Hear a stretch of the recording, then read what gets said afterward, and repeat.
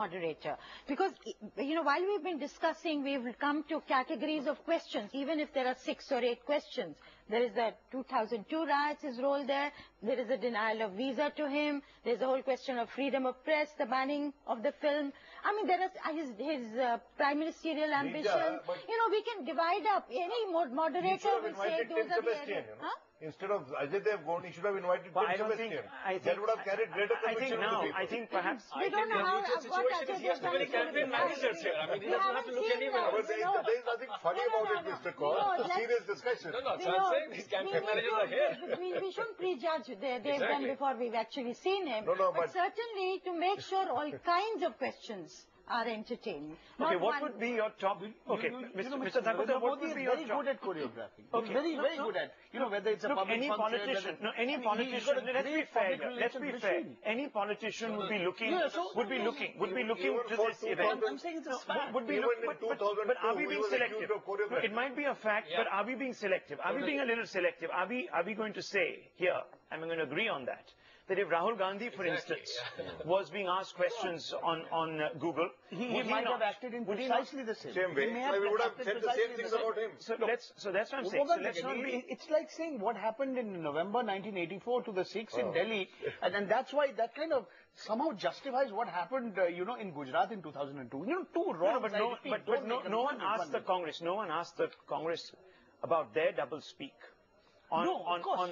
If the Congress is guilty of doublespeak, so is the BJP. On the Bagarpur incident, on the fact that Rajiv Gandhi let down... There are hundreds of instances, several individuals from the minority community. Dozens of examples. Yes, exactly. There is even a view that there is within the Congress, there are people who would be happy to have Mr. Narendra Modi in Gujarat because his presence would allegedly alienate the liberal Hindus in the rest of India. I mean, all kinds of... So to keep the suspense going, so fine. For the purposes of keeping the suspense going, Mr. Sharma, what would be your top 5 questions if you were on Google today and if you had the opportunity to ask Mr. Modi 5 questions, what would they be? I would ask him, which are the 5 things would you not like to repeat as Chief Minister in Gujarat? List. Would that include 2002? Would that include your statements consequent to 2002? Would that include your rather impulsive action in snatching the mic away from Atal Bihari Vajpayee when he was talking about Rajdharm? And whether development without justice, would you repeat that? I mean, there are many questions which can hit him, but there should also be some questions which should be soft and bring out the man. And which would include, Mr. Modi, you seem to change your attire too often. Your sartorial sense is so eclectic. What is it that you want to demonstrate through it? You dress very differently at times. And no BJP leader dresses up the way he does. And there is a degree of swagger about him, which helps him carry those sartorial experiments. So these are some of the questions I'd like to ask him. But the irony is that we are not there to ask him that question. And the irony is that there's no Tim Sebastian to moderate that question-answer section. Well, as I'm saying, of course, there are plenty of Indian journalists who would a choreographed event can be made a little more realistic and acceptable and credible if you have a persona which is generally regarded as dispassionate and objective. Okay, Sanjay Kaur, part of the Bharatiya Janata Party. What would your top 5 questions be? Oh, you got the wrong way asking the questions. I'm on the other side. I'm answering the questions. I thought, but no, I think what people. Let's go to what people are asking. Why this happened in the first place and where this whole thing began. I think it has to do with a lot of young people actually wanting to, and that's why the Google Hangout. I mean, I'm sure there are lots of other opportunities for journalists to ask young questions. People. It's not as if young people don't ask questions I'm saying which are relevant to the time.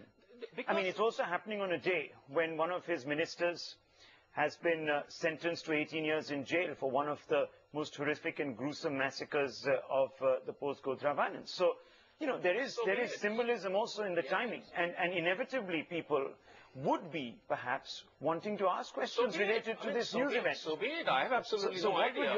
So what would your 5 questions be? I think the questions that all of us want to know... Or am I putting you in a bit of a spot here? No. I mean, the point is, I'm trying to tell you what everybody else is just go on the Twitter and see what they want to know. They want to know exactly what it is that what he does in Gujarat and how it can be replicated. They want to understand the dynamics of that stuff. They're really developmentally oriented. Those are the questions that the young are wanting to ask today. Okay. You know, Rahul, there are some very, very specific questions that need to be asked of Mr. Modi. And these questions have been raised by a police officer like Rahul Sharma. We need to ask him why his former anti-terrorism chief, Director General Vanzara, why is he in jail for murder?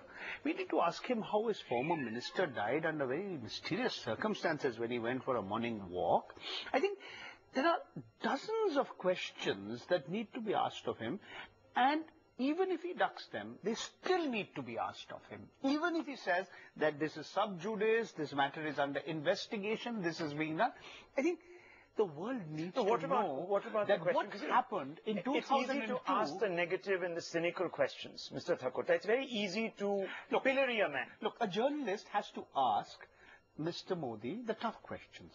His PR machinery can take care of all the good things he's alleged to have done.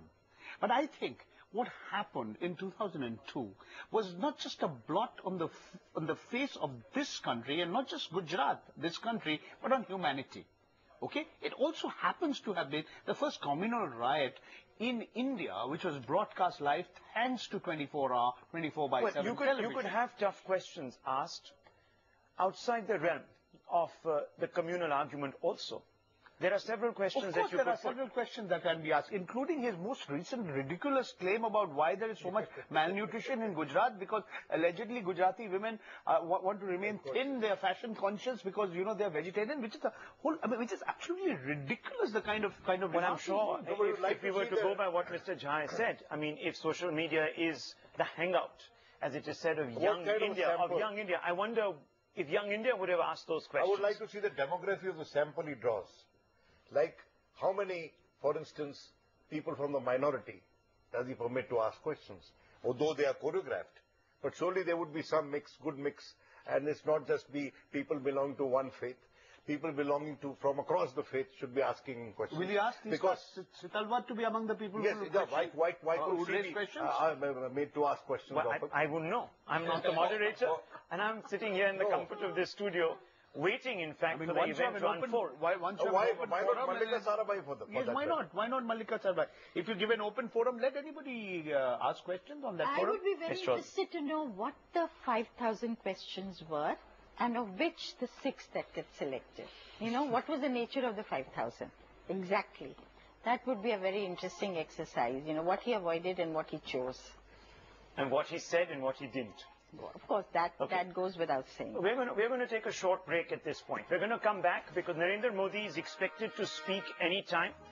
We'll also come back and catch up with the other big story of the day, as well as some of the other top developments. Stay with us. We're back in 3 minutes. Don't go away.